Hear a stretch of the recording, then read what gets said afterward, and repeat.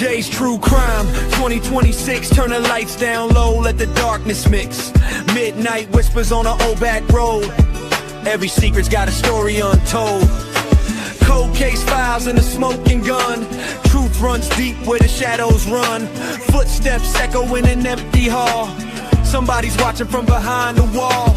Red string tied to a photograph. Broken clocks in a shattered past. Every clue's just one more fix. Welcome to 2026. DJ's True Crime 2026. Twisted tales and dangerous tricks. Every lie's got a heavy price. Roll the tape, let's roll the dice. Heartbeat racing, ticking ticks. Truth cuts deep like sharpened sticks. If you're brave, come take your fix. DJ's True Crime 2026. Headlines screaming in black and white. City sirens in the dead of night. Coffee cold on a cluttered desk. One more name on the suspect list. Footprints fade in the falling rain.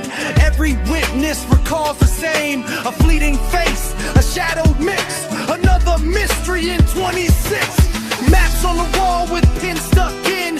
Where do we start and where's it end? Truth don't sleep and neither do I. Chasing ghosts that never die. DJ's True Crime 2026. Secrets buried in the politics. Truth is sharper than it looks. Hidden deep between the books.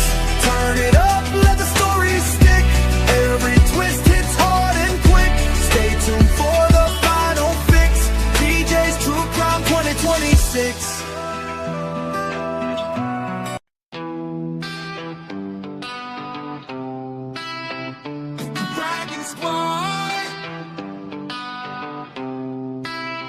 In the midnight city where the neon lights glow. DJ's on the mic and the whole world knows. From the streets to the sky where the blue flames fly. We ride together strong, never asking why. Hear the beat of the drums like a dragon's roar. Every step we take makes the crowd want more. Through the fire in the night, we stand as one. When the music hits hard, that's when we run. We are DJ's Blue Dragon Squad. Rising through the night, breathing blue fire, burning bright in the light. Hear the crowd scream loud when the bass drops hard. Stand up, stand proud for the Blue Dragon Squad.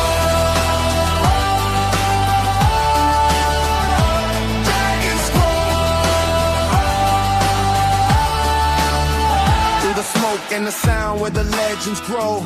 Every beat we drop makes the whole place glow. From the underground vibes to the main stage flame. Blue dragons flying high in the game.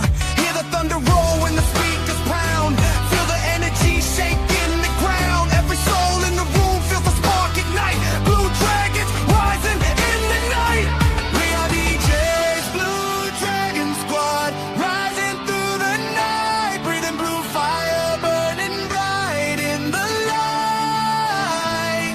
Hear the crowd scream loud when the bass drops hard. Stand up, stand proud for the Blue Dragon Squad. Dragon Squad. No fear, no change, just the rhythm we ride. Blue flames in our hearts, got the squad by our side. When the night falls down and the music's loud, you'll hear the roar of the dragon crowd. We are DJ's Blue Dragon Squad. Hear the legend call. Blue fire rising as the shadows fall. Hands in the air while the beat hits hard. Forever we ride. Blue Dragon Squad.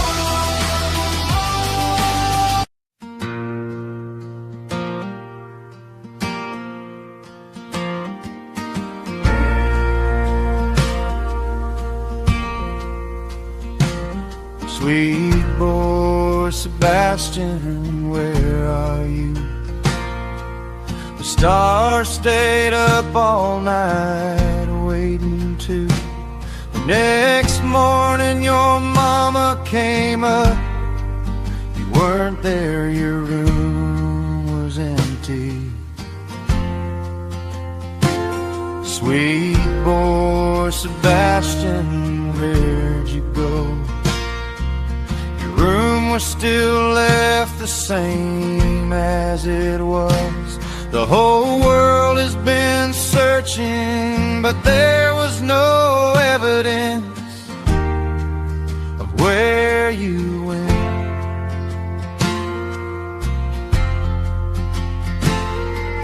The wind whistles softly in the night and morning. It hums your name and hums the song of I am the tiger. It's so quiet without your laughter and smile. Life gets harder and harder every day.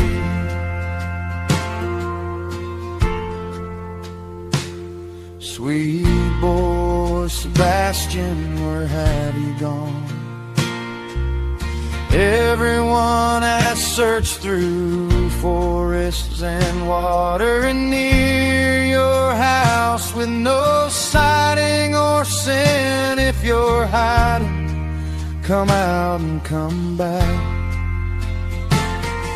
Sebastian, your dad is worried, and so is the whole wide world.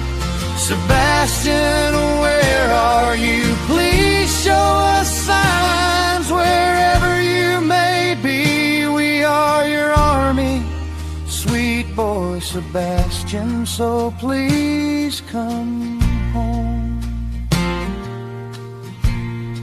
So please.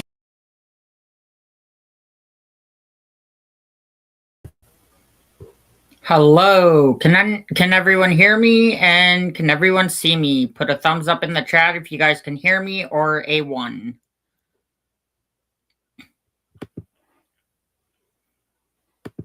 Here, Jacob, I'll let you up.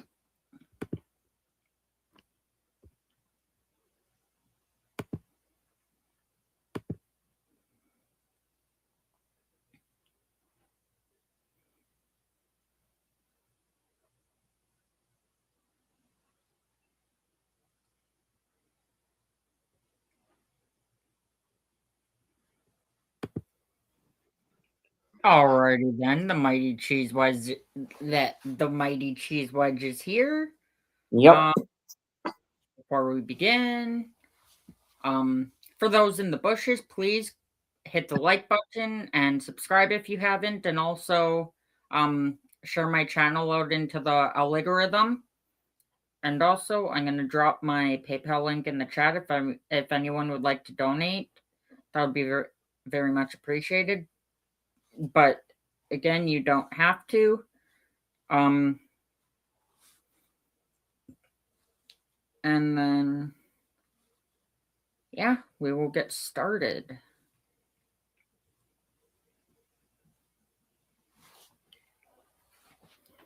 And let me pull up my fair use.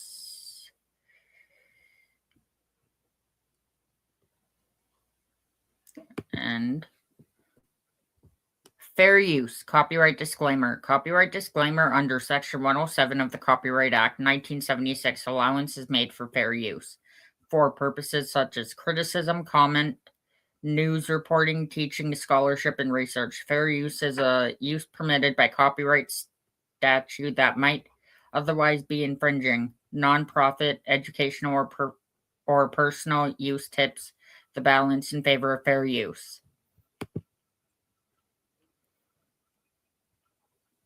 Okay.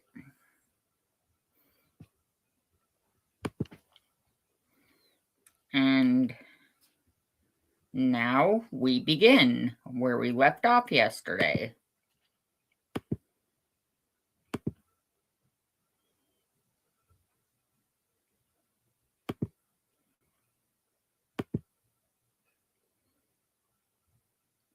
Here we go. Trucks, right? He loves his garbage trucks. But again, little did he know that this would come back to bite him.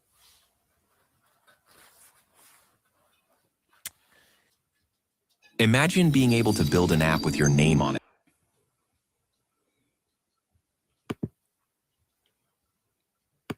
Trying to prove that, look, This all happened at 5 Thank you a.m. very Look at this much. trash truck. Gotta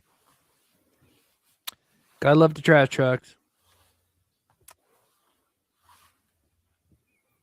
See, there's the trash truck. So I was right. There's the trash truck, and there's porch lights around here where it's circled.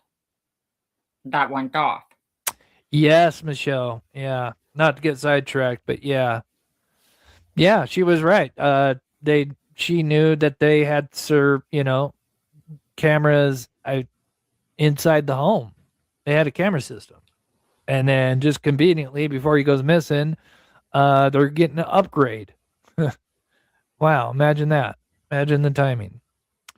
But what going back to this, he left out was the porch lights are off. Now, for those that don't know, this is not normal. As a matter of fact, the neighbor, and this came across the street. So, sorry, I'm going to come back in just a second. But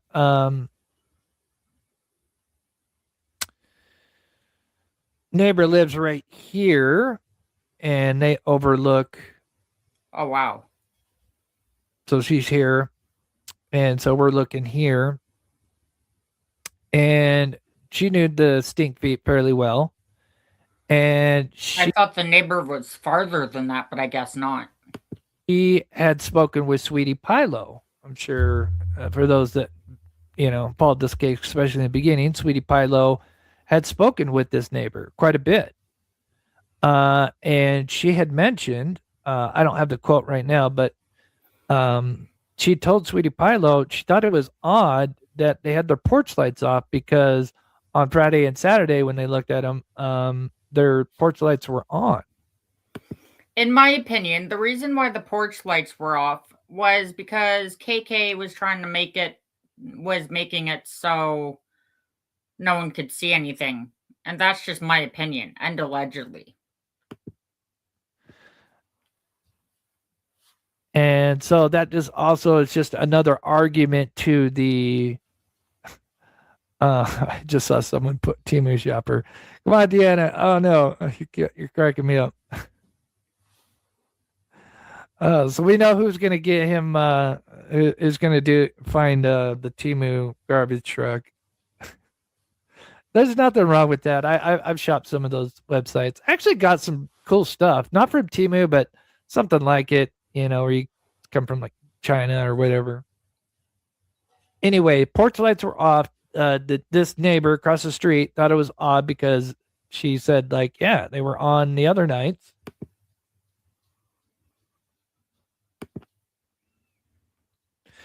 And again, thanks to Silver's on the scene and his family. That I do. There's the floodlights. Look at that. Perfect. I mean, they just match up so nicely. But as he comes around the corner, and this was the first year. I forget the exact date. But look at that. Porch lights are on. So, but that night they were off. So this kind of comes full circle as to, Katie brazenly coming out the front door with or without Sebastian, then with the flashlight. I don't think she had the flashlight on, right when she came out. I think she waited till she got to the ditch or close. In my opinion, I don't think Sebastian was the one with the flashlight. I think KK or CP were the ones with the flashlight. Just my opinion. To the ditch. Here's the other argument to this is a lot of people don't know is they had a keypad lock. I know that was out there.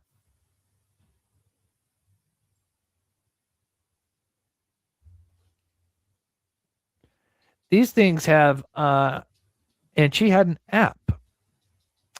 Now, these are Wi-Fi and maybe Bluetooth. If Wi-Fi is not working, I would assume. I could be wrong. Maybe it's just Wi-Fi only. But you have an app, and just like any app, especially just the same thing as like a Ring Cam, when things are spotted on your camera, and if you have your notifications on, you're going to be notified when somebody's coming in or out, right? And it logs it. And they did have this setup. Well, a particular group that I'm not going to name, but pretty well known, was working on the case in the early days.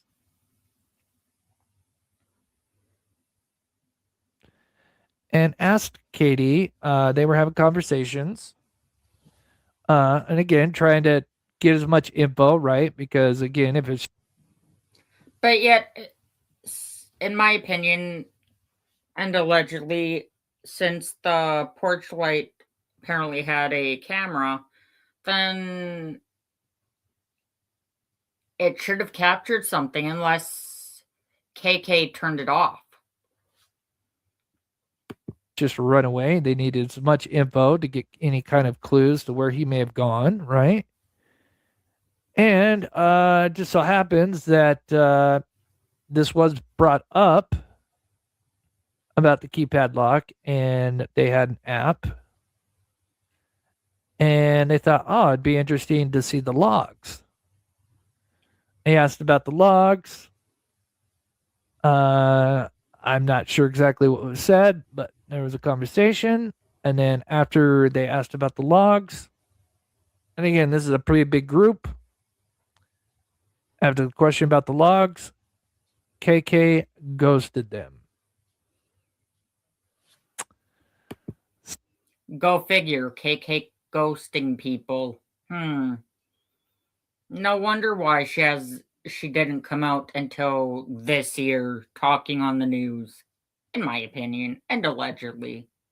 So, did she not want people to know that there was activity, the front door opening 2 times? Because that wouldn't make sense. It'd make sense if Sebastian ran out of the home, it would log 1 time as the door opened and closed, and he ran off. But if it opened at 3:03 a.m. or 3:04, and probably just 3:03, and then at 3:06 and 51 seconds, or basically 3:07 a.m., there's another log. Well, that's not good.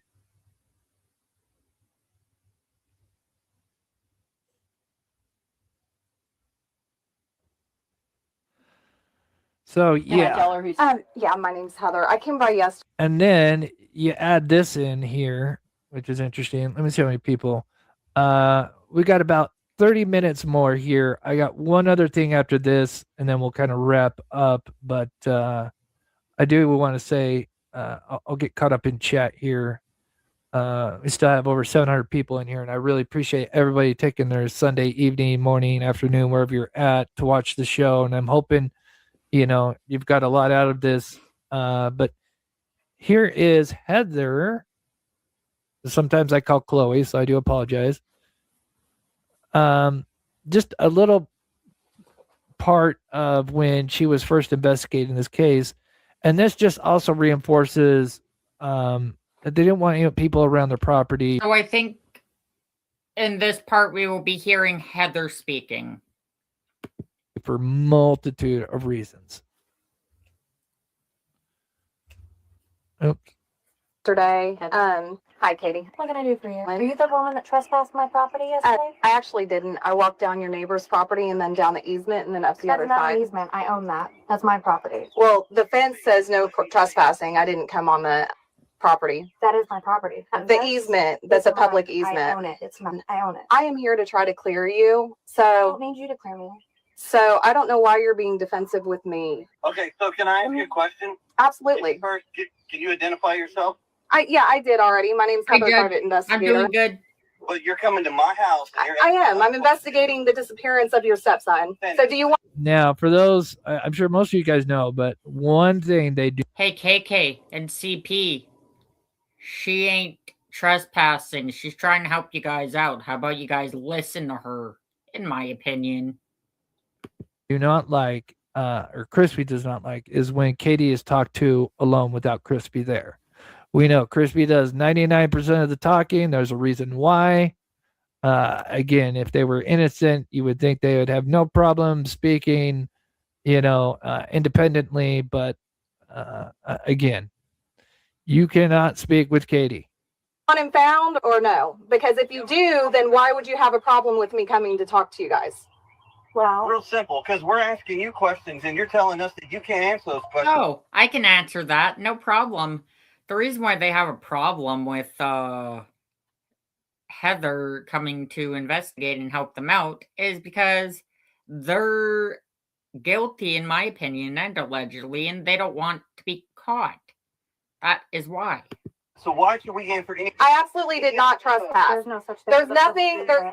There is a such thing as a public. What did she answer? It's not posted. I own it. I have signs on. all Okay, the- your fence has a sign. I didn't It's talk 3 about. foot inside of the Okay, property. take it up with. If you want to report it to law enforcement, do it. Take it up with them.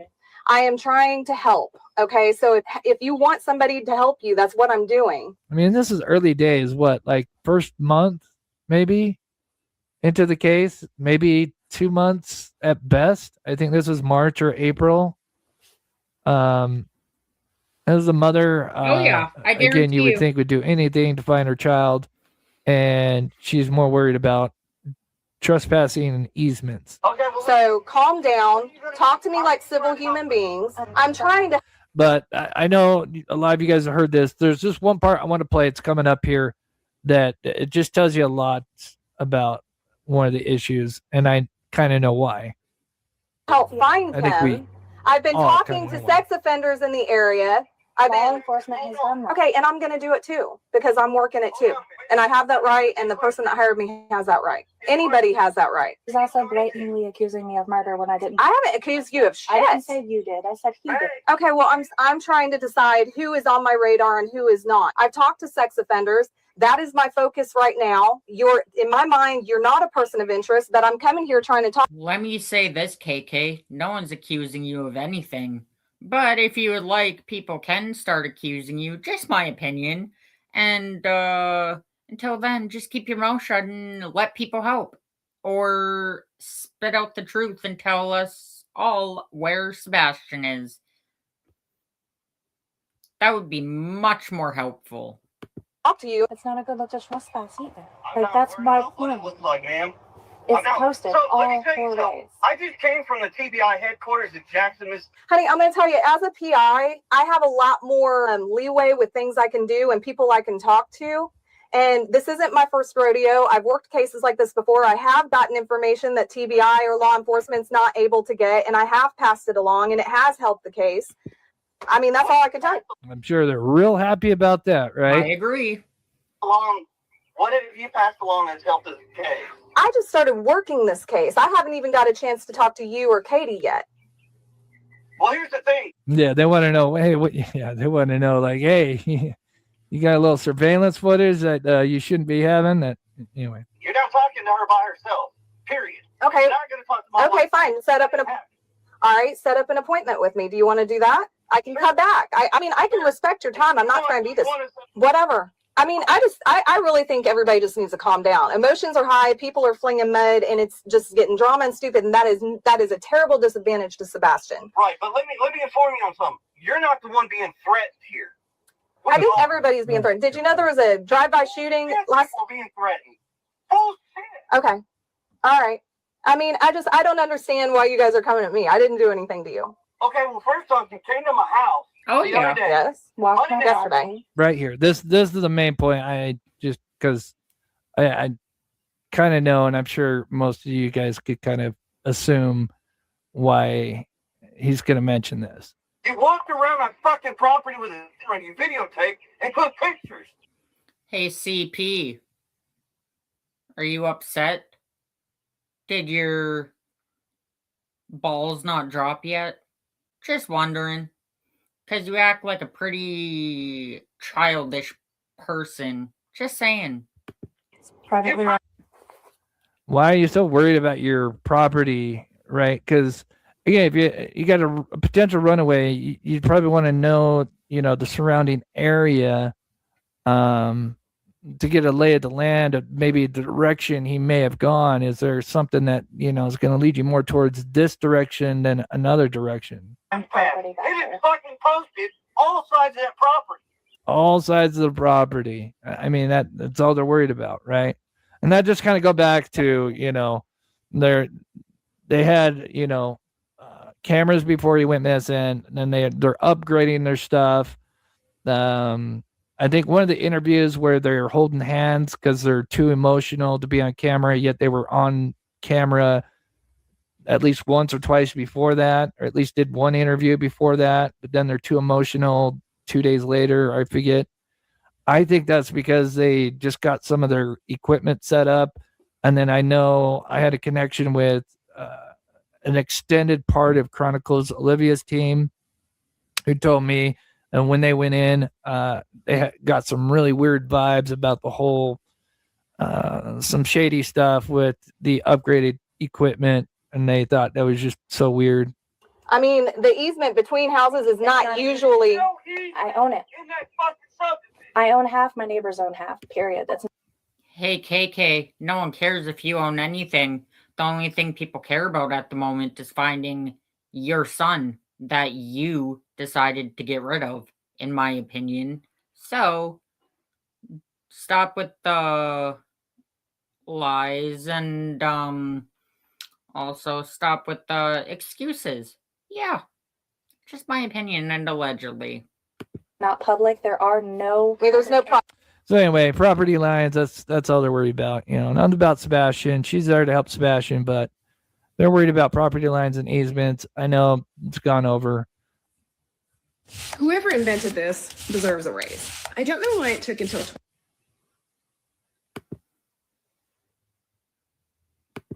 Final thing, and I just kind of want to reiterate this because we got a lot of people in here, so some people probably missed this.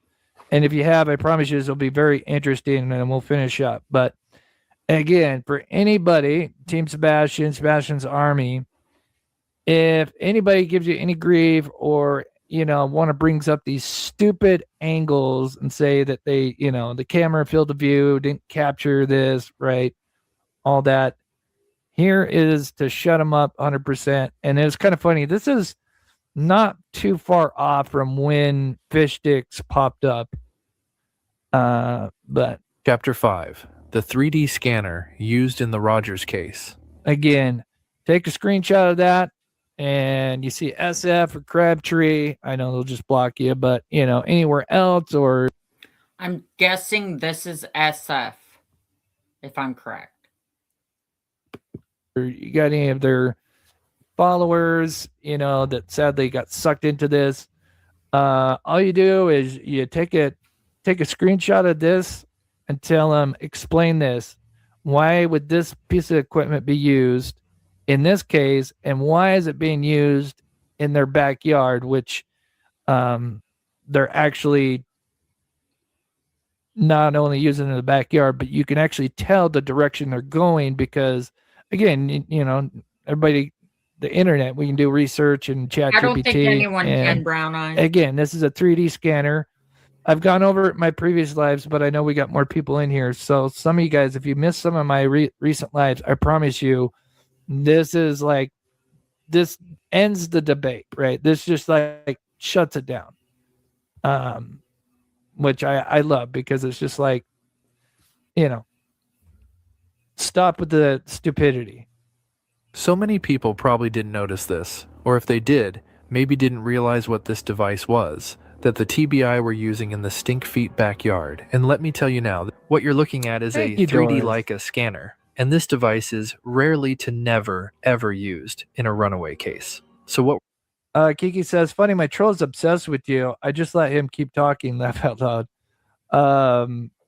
Yeah, sometimes they just bury themselves, and then you can kind of get a gauge on whether they know what they're talking about or if they're just, I don't want to say people are delusional. I think some people just drink the Kool-Aid, and it's kind of like a political thing. You got your clicks, and I feel like they'll like die on a hill, even though there's just mounting evidence that starts to point the other way, and they just for some reason they'll die on that hill for whatever reason. Um, I'm gonna say pause because I might mispronounce that first part, and I saw this earlier. I really appreciate that. I forget what that equals out to. I think it's like $50 or something like that, somewhere around in there. Thank you. Hey, Lady for Justice. So much. Martez Thank Foss. you for popping in. Hope I pronounced that right. Patty, thank you so much for the $1.99. Sorry, I'm going a little bit faster, but I'm trying to finish this up.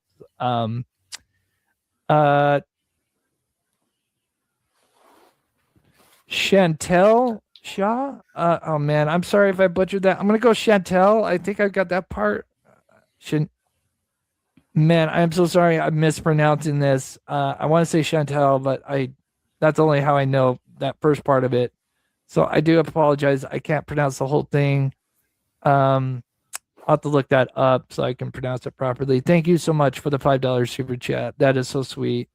Rachel, huge supporter. God bless. Thank you so much for the $10 super chat. Patty again with the $1.99 or $1.49. Thank you so much, Patty. CP and PI talk a lot about Jackson, Tennessee. Oh, CP misspoke. TBI is in Jackson. It's off the I-65 going towards Memphis. FYI, Chris. Oh, I think I know what you're talking about. Yeah, in one of the interviews or something like that. Yeah, he meant, I think I know what you're referring to. Yeah, that's Welcome interesting. to my channel, Lady for Justice. Okay. I promise you, if you have missed my last two lives and my video, I promise you this is worth it, and we'll finish up here. But again, this is the ammo anybody can use to just shut down the debate. What were they doing with it and why? The 3D scanner was first commonly used for vehicle accident reconstruction purposes. And will only get better in time, which is so cool. Such as investigations, crash analysis, and so on. But then it became more mainstream and now used in the forensic field for homicides and more, which scans entire 3D environments, such as crime scenes or where something nefarious took place, and freezes it in time, now allowing you to know everything about that environment, such as height, size, and distance from one object to another. So why the Sebastian Rogers case? Well, if they have a case such as this one, where they believe nefarious activity was caught on surveillance, but there are still questions that they need to be answered, such as where did the lights come from, where did they go, and more. They will scan the area where that activity was taking place. Let me repeat that, where they believe the activity took place. And yes, that is the TBI using this 3D scanner in the Stinkfeet backyard. So why were they? So I'm going to pause it right here, and this is what's interesting. So notice where they're at. They're in the corner. They're on the north part of their backyard. So they're, this is the, the angle of this picture. That's Carly's home right here, and then to the left would be their opening right there. But they are in. Let me repeat that. They are in the backyard of the Stinkfeet, and they're in the corner because you can see the fence line. And this is very important because, as you can see, it's on a tripod. These devices, if you don't know about them. So tripod used for a camera. That's basically what this is. They are anywhere from 5 to 6 figures. This isn't something that they just bring out on a whim. This is literally, you can Google this yourself. These devices are rarely to never used in a runaway case. These are typically originally used for accident reconstruction. Then it got more mainstream where construction workers used them. And then now it's used in homicides and basically for forensics. And again, not everybody has one of these devices. That's why that's the TBI they're using it. They would probably have one of these devices. But right there, they just took a 3D scan. Now, you're going to see in this next clip, you're going to watch two people walk in tandem. There's a reason why they're doing this. They in their backyard? as you can see here, what they do. So if you ask, typical scan spacing guidelines, maximum distances. Standard forensic practice recommends a maximum of 70 feet between scanner placements in a staggered pattern to maintain effective data coverage. Oh, okay. get like, That's you know, what it when they does. have to scan like, you know, a certain area, you know, when it comes more to like homicide, forensic, you know, open investigations, stuff like that. And, you know, if they got an area that's, you know, not just one area they got to scan.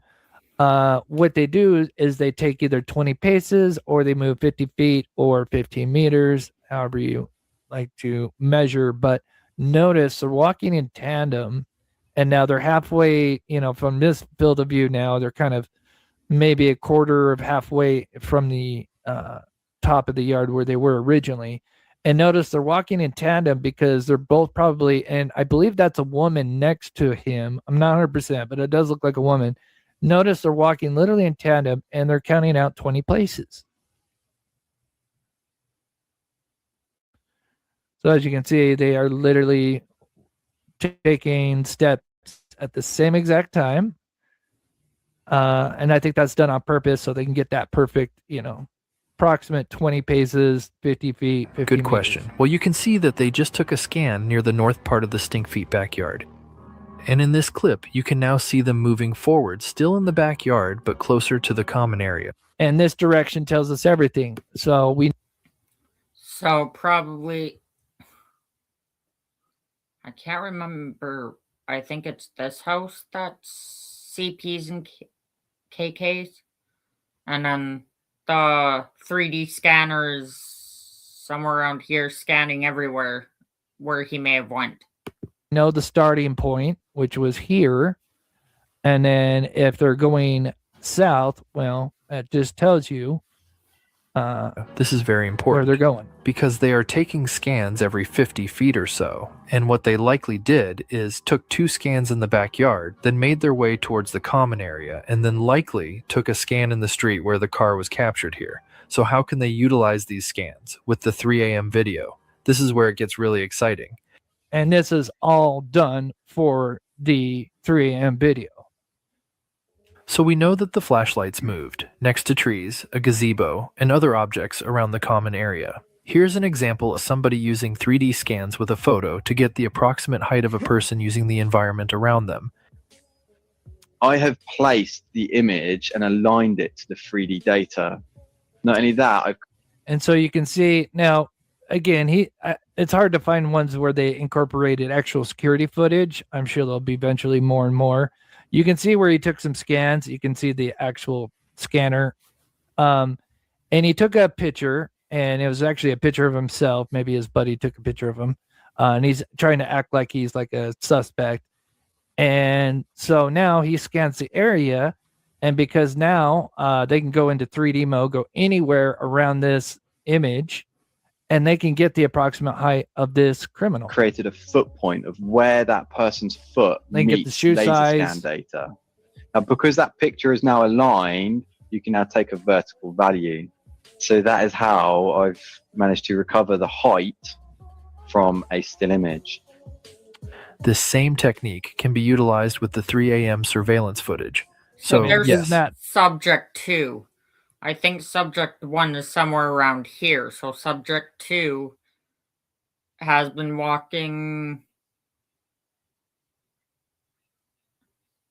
around, walked further from the house. Whoever that subject 2 is, it could either be KK or CP. Not that cool means as shit. Or as what? the flashlights move next to objects like a bush or a tree, they can figure out the height of the person and or the light source. Perhaps figure out if they were carrying one or if they had a headlamp on. They can also get an idea of the speed they were walking. And finally, they can use this technology to figure out the size of the car to get a better idea of the make and model, believed to be a post-2014 mid-size sedan with no license plate. So I asked... I tried.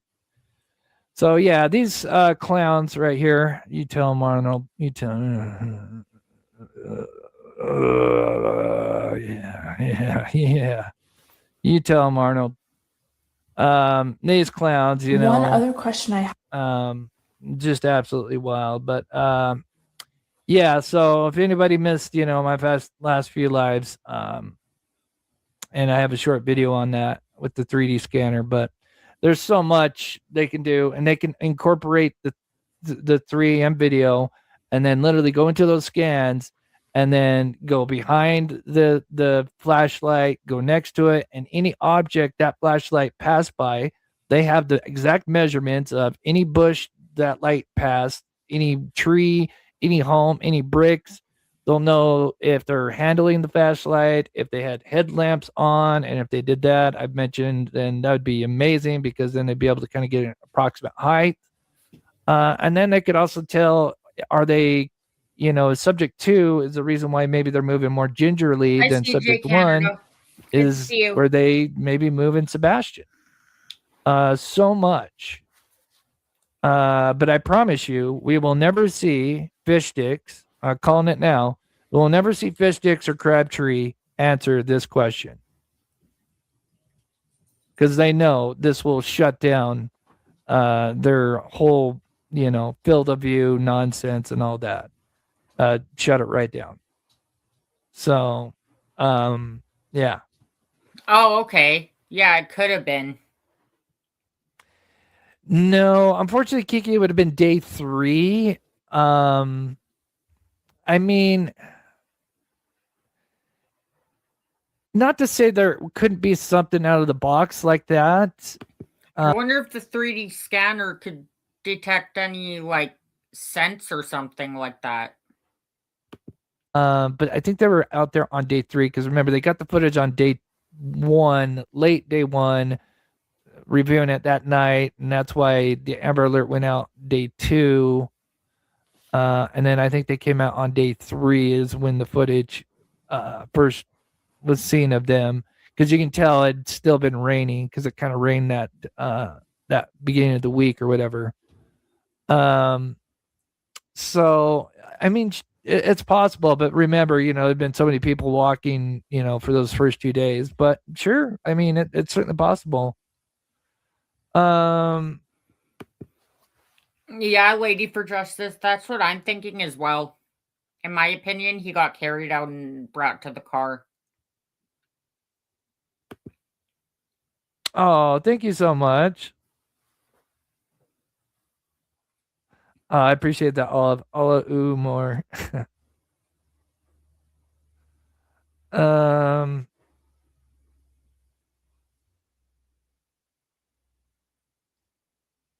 yeah, Rhonda, trust me. Like I said, you can do your own research about those scanners. They are done for forensic purposes only, because again, they cost a lot of money. They take up a lot of memory. Just one scan, I forget. I could Google it. We're talking many terabytes, because again, it's doing a 3D scan, and it's, of course, you know, I don't know if it's 4K. You know, I'm sure they're evolving, but you know, it's going to be at pretty high resolution as technology gets better, and then that's frozen in time. So day 3, they have that all there. So that is almost, you know, although it wasn't taken that night, they pretty much know exactly how the environment was, Yeah, where the bush is, how tall they really were, you tell know, he it's is all the really good same. with his And it can be utilized in handling so many what he different does. ways. And yeah, and that just tells you that, you know, they wouldn't be doing that. They would be out on Stafford, you know, if it was the trash truck and the trash man or whatever, you know, all that stuff. Well, that wouldn't even be there. Like, again, because they want to say it happened at 5 a.m. They want to say the angle wasn't pointing towards the common area and it happened at 5 a.m. And that just tells you that much more. Why, when there's just unrefutable evidence at this point to say, no, they're not happening at 5 a.m., but they've been so adamant about it. That just proves more that they're hiding, you know, stuff.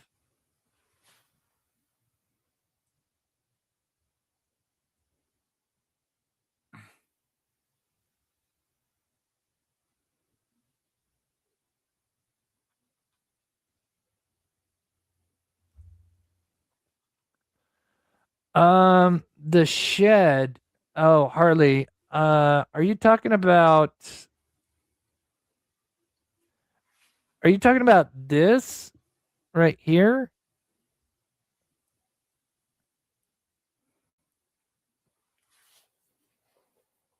Trying to find the one like these right here.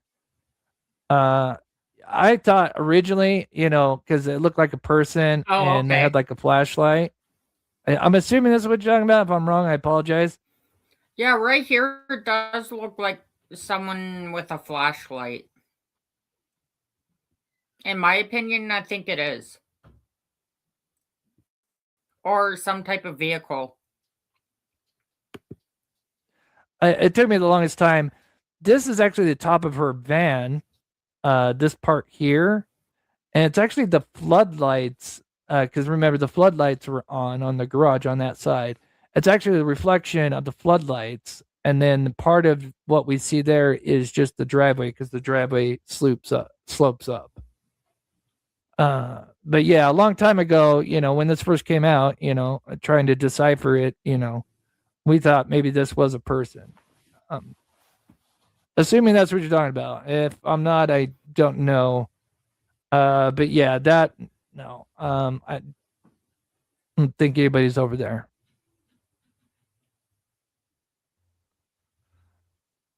Julia, hope your work are you seagull.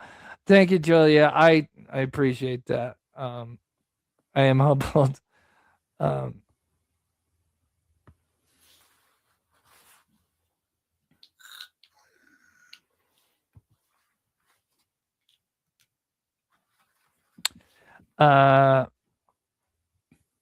Yeah, strange lights. Yeah. Again, I think hardly if maybe you're in my live, I mean, probably a year ago when this came out in February. It was just like on the verge of the first anniversary when this all came out. And, so we were all still kind of deciphering, and it did look like, but this ended up being a tree. Which is weird because you can't see like this part. I don't know. The light must have kind of wrapped around it somehow. But yeah. So anyway, but yeah, I'll finish there. I guess the last thing I'll leave with is the last argument would be with the Amber Alert out. Why didn't now they? There's Sebastian with his hands in his pockets. He was staring at someone. So who was he looking at? Was he keeping an eye out to make sure something didn't happen to him? I don't know. But there's something right there. There's someone maybe watching him. I don't know. Have a vehicle. And we kind of went over this in last live, so I'm not going to, this is just the last 5 minutes here. And my theory would be that there's a possibility, because, most Amber Alerts, we see something like this, and sometimes they don't know, like, they know the kind of vehicle, but they don't know, like, they don't have a license plate or anything. They just have a potential suspect and a vehicle or a vehicle, whatever. But yeah, I think my theory is this suggests a good possibility that the reason why they never gave us the 3 a.m. car, never released it, is because they're not even sure if he actually made it home from Texas Roadhouse. And so if that's the case, then I can kind of see why they may not release the vehicle. But again, the vehicle was still used some way in Sebastian's disappearance, right? Whether if he didn't make it home, they're moving at least his shoes back to the home so that, she can prove, look, he made it back home because there's his shoes. So I would say maybe that could be an argument as why we never got a vehicle. But I don't know. There's too much shady stuff going on, even with Sumner County. And I hate to throw law enforcement. I hate to go the corruption route, but man, too much stuff stinks. And there's a lot of these people, man, seem to have some interesting connections, alleged connections to politicians, and so it wouldn't surprise me if they kind of helped make this go hush hush. So, but in my opinion, I think the walls are closing in, and having SF kind of spirit my lives, and especially show up and comment in my live last night, tells us a lot that they're worried.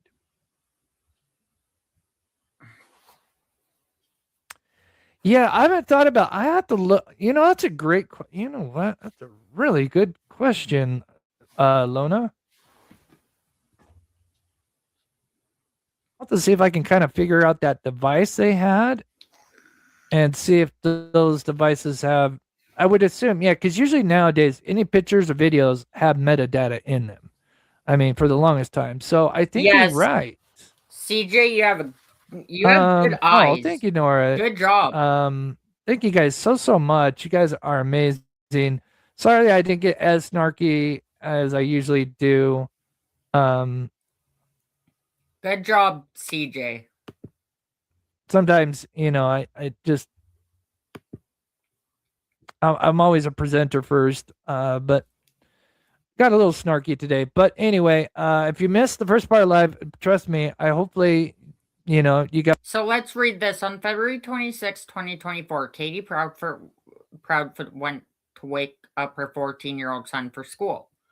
To her surprise, he was nowhere to be found. Well, nowhere to be found, in my opinion. I don't think he even made it home from Texas Roadhouse. Just my opinion, and allegedly. Sebastian Wayne Drake Rogers had spent the previous day with his mother. The pair shopped at a department store, played video games at a bowling alley, and had dinner at a local restaurant before heading home for the evening. After returning to their home in Hendersonville, Tennessee, Katie and Sebastian prepared for bed, saying goodnight sometime between 9 and 10 p.m. Katie told us a little bit before 10 p.m. she heard a loud bang.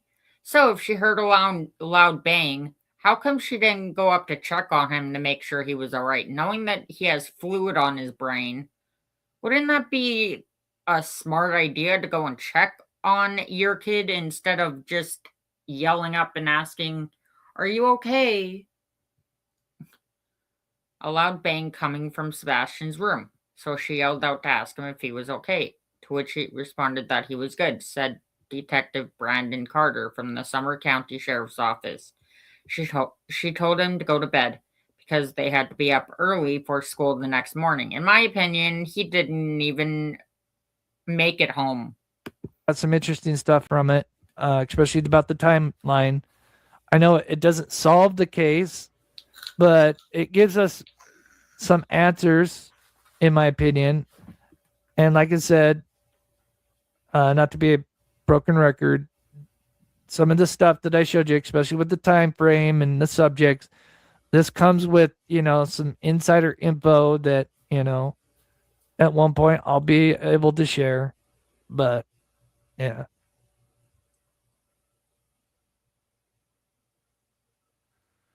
Good to see you, officer. I appreciate it. Yeah. No, I do not think he wants this case solved because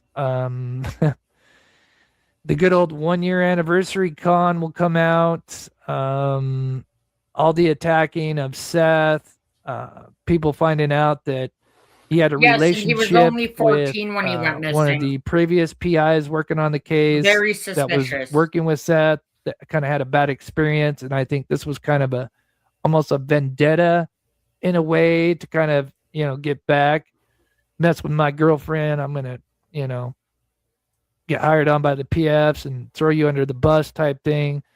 Yeah. So anyway, and it'll all come back. I mean, you made your bed, you've got to lay in it, buddy. So anyway, thank you to all my wonderful mods, of course. I know I've been doing a lot of lives lately. I missed, I was kind of gone for the first week, so I'm trying to kind of do makeup lives. Okay, well, we don't have to watch the full video of him because he's already done talking about it, but we're going to move on to another video.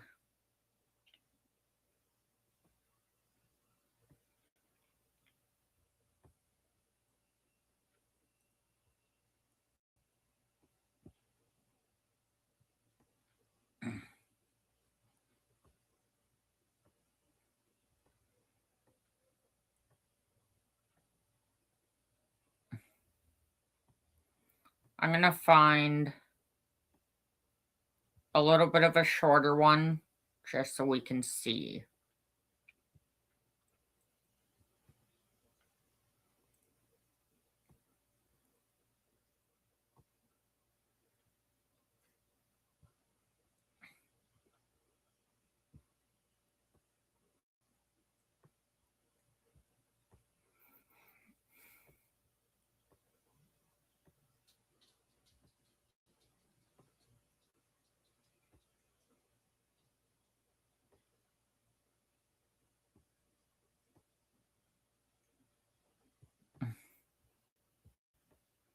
I'm just trying to find a shorter video that we can check out quickly.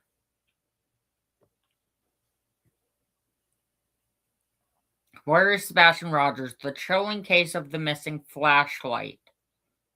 This one would be interesting.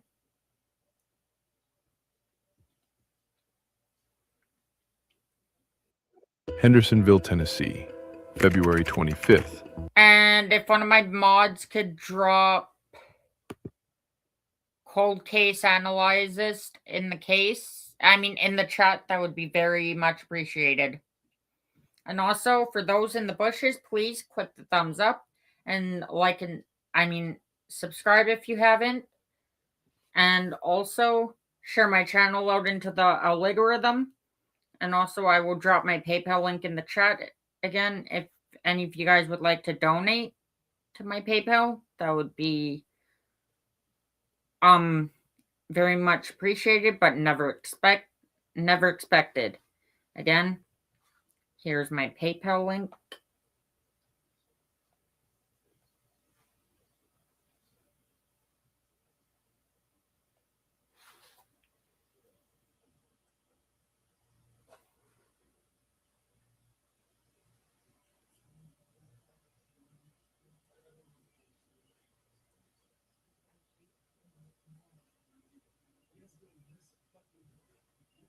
Sounds good. 2024. A house sits in the quiet suburbs, a fortress of glass and wood that was supposed to keep the world out. A mother tucks her son into bed. She sees his glasses on the nightstand. She feels the warmth of a home that is safe, secure, stagnant. But by morning, that safety was a lie. The room was untouched, but the boy was gone. No struggle, no broken glass, no footprints in the mud. It's as if Sebastian Rogers didn't walk out. He simply ceased to exist in our dimension.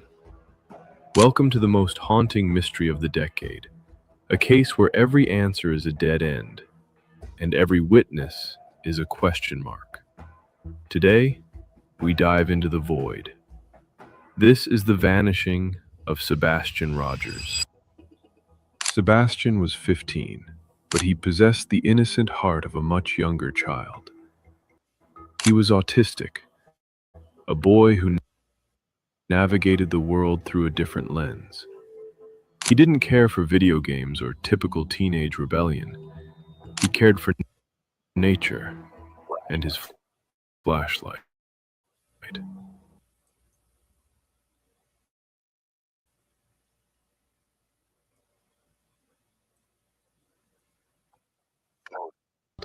His comfort, his constant companion.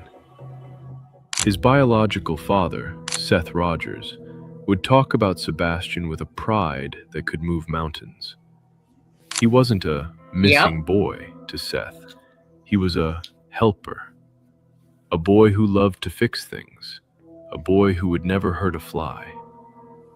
But here is the chilling irony. Sebastian was terrified of the dark. He wouldn't even walk to the bathroom without a light. So tell me, how does a boy who fears the shadows walk into the pitch-black woods of Tennessee and never come back? Let's reconstruct that final night. 10 p.m. Katie Proudfoot, Sebastian's mother, says she told him it was time for bed. She says she heard him move around his room. Which, those are her words.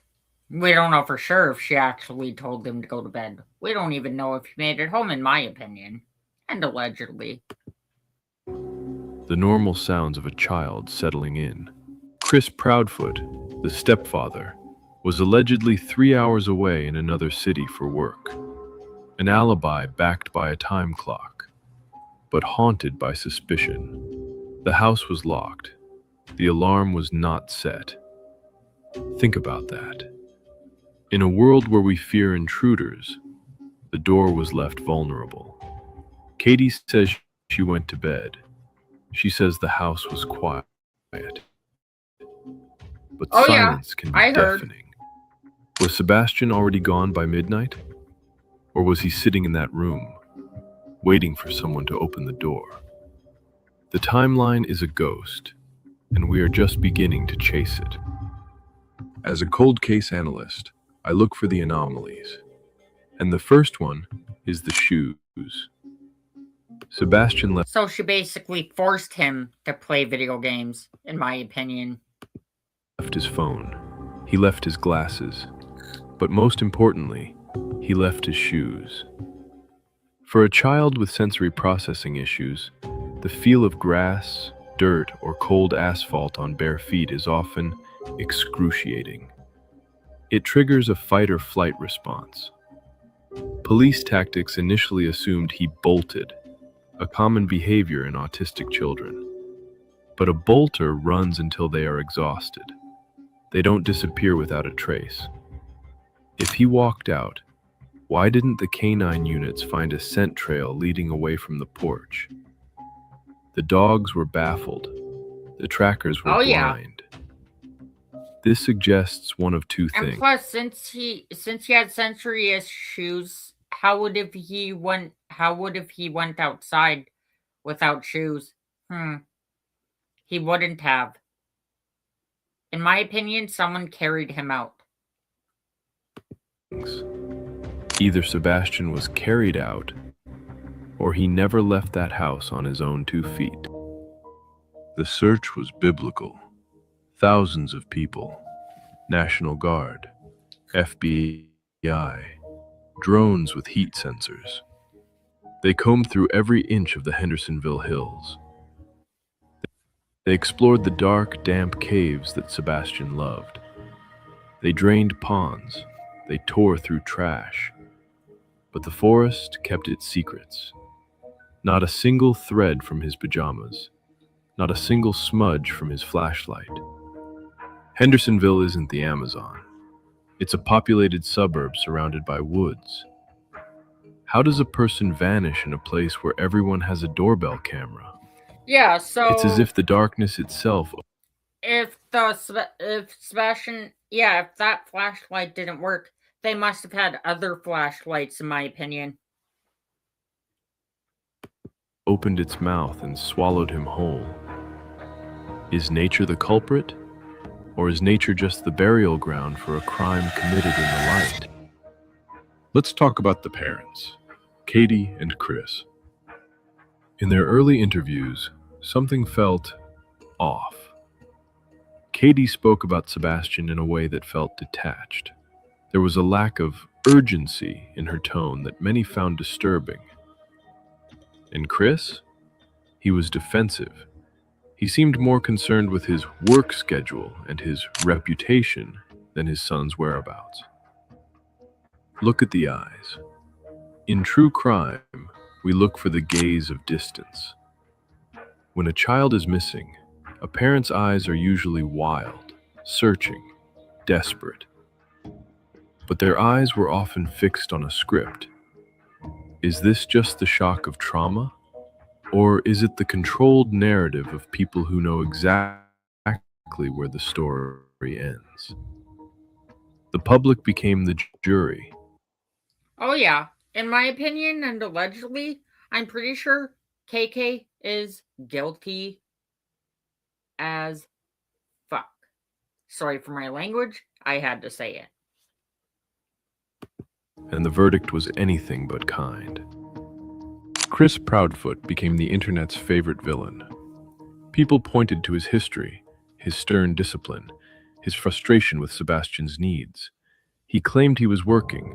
He had the PS data. He had the receipts. But modern technology can be manipulated. Why did he move his family out of the house so quickly? Why were they seen laying fresh gravel and renovating the property while the search was still peaking? To a grieving father, the house is a temple of memory. To a person with something to hide, the house is a crime scene that needs to be scrubbed. Chris says he is a victim of a witch hunt, but in the world of true crime, the loudest victims are often the ones holding the shovel. Now, contrast that with Seth Rogers. Seth didn't move away. He didn't hide. He lived in his truck. He walked miles every day until his boots were shredded. Exactly. He didn't use past Good point, tense. Linda. He didn't speak of Sebastian as a memory. He spoke of a boy who was his whole world, a boy who deserved to be found. Seth's pride in his son was his fuel. He shared Sebastian's quirky videos, showing a boy who was vibrant, full of life, and deeply loved. This wasn't a PR stunt. This was the raw, bleeding heart of a father. While the Proudfoots hired lawyers, Seth hired search teams. One man was protecting his son's legacy, while the others seemed to be protecting themselves. Let's look at the most bizarre piece of evidence: the green flash. A neighbor's security camera captured a strange, glowing green light near the house around 3 a.m. Some say it was a flashlight. Others say it was a reflection of a car door opening. But here's a crazy hypothesis. Was that green light a signal? Did Sebastian walk out? Or was he coaxed out by a light he trusted? The police analyzed the footage, and they went silent. Why? Because that flash might be the only digital witness to Sebastian's final moments. It's a liminal moment, a bridge between the boy in the bed and the ghost in the forest. That light didn't lead him home. It led him into the unknown. The TBI and the FBI have been eerily quiet. In modern police tactics, this is called an information blackout. They aren't silent because they have nothing. They are silent because they are waiting. They are waiting for the weak link to break. They are waiting for someone to get comfortable and make a mistake. They conducted searches that were not publicized. He wasn't that tall, in my opinion. They checked landfills in other states. This tells me they don't think he's in the woods. They think he was transported. They are building a case, piece by agonizing piece. But while they play the long game, a father's heart is breaking, and a boy's trail is turning to ice. Here is the most uncomfortable theory. Was the entire disappearance staged? Think about it. A boy who hates the cold walks out without shoes. A boy who fears the dark walks out without a phone. Did someone create a scene to make it look like a runaway? Maybe Sebastian never even made it to 10 p.m. that night. In my opinion, someone did make it a scene. Or created a scene. And that's just in my opinion, and allegedly. If something happened earlier, the good night was just a script for the police. This would explain the lack of scent. This would explain the lack of footprints. It's the perfect crime of opportunity, committed by those who know the house best. It's a horrifying thought. But in the world of a cold case analyst, home is often the most dangerous place of all. Neighbors reported something else. The Proudfoots were seen cleaning. A lot. They brought in fresh gravel. CJ, they did flooring exactly. work. To some, it was just home maintenance. To others, That's what we all think it was a too. desperate attempt to hide biological evidence. Cadaver dogs were brought to the property. They alerted on certain spots, but the police said nothing was found. Why? Because alerts aren't evidence until you find a body. That house sits there now, a silent tomb of secrets. What is buried beneath the gravel? Is it just stones? Or is it the truth of what happened on February 26th? Now, we are in January 2026, 2 years since the light went out. The posters in Hendersonville have faded from the sun and rain. The yellow ribbons are frayed. The world has moved on. There are new tragedies, new headlines. But the mystery of Sebastian Rogers is still a gaping wound. Civil lawsuits are flying.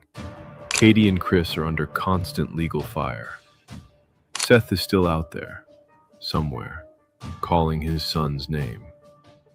The police files have grown thick, but the missing page remains the same. He hasn't been found. He hasn't been forgotten. He is just gone. Exactly, you're correct.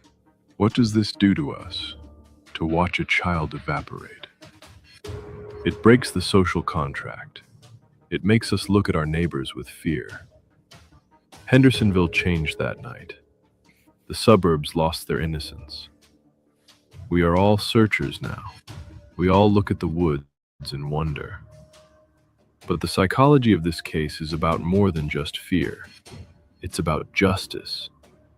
We feel the rage of a father who has been ignored. We feel the suspicion of a community that was lied to. Sebastian Rogers has become more than a boy. He has become a symbol of the secrets we keep behind closed doors. Sebastian, if you are listening, your father has never stopped looking.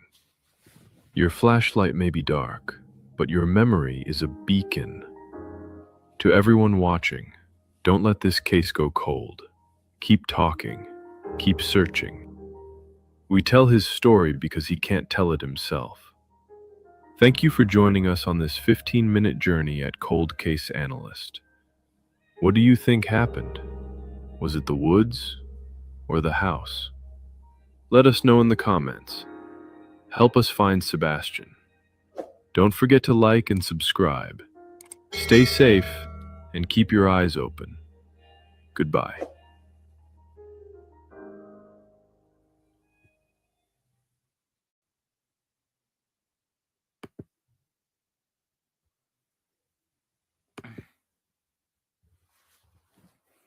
Well, I think that's all for today. I would like to thank my moderators and my subscribers and whoever was watching from the bushes. I would like to thank all of you guys for coming out to my stream and watching and participating and talking in chat. I love you guys all. I love all of you guys. And also, thank you, everyone. Thank you, Brown Eyes. Until next time.